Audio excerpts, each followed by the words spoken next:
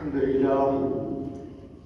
لله نحمده ونستعينه ونستغفره ونؤمن به ونتوكل عليه ونعوذ بالله من شرور أنفسنا ومن سيئات أعمالنا من يهده الله فلا مضل له ومن يضلل فلا هادي له ونشهد أن لا إله إلا الله وحده لا شريك له ونشهد أن سيدنا ونبينا ومولانا محمدا عبده ورسوله الذي يرسل إلى الناس كافة بشيرا ونذيرا وداعيا إلى الله بإذنه وسراجا منيرا.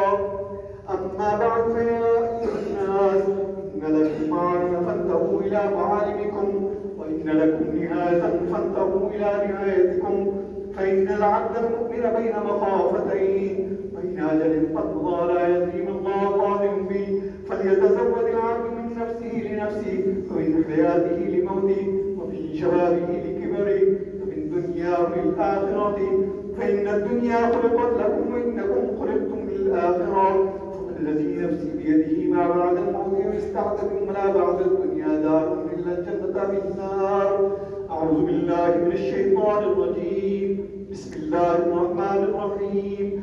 وإذا سألك عبادي عني فإني قريب أجيب دعوة الداعي إذا دعاني فليستجيبوا لي وليؤمنوا بي لعلهم يرشدون. أقول قولي هذا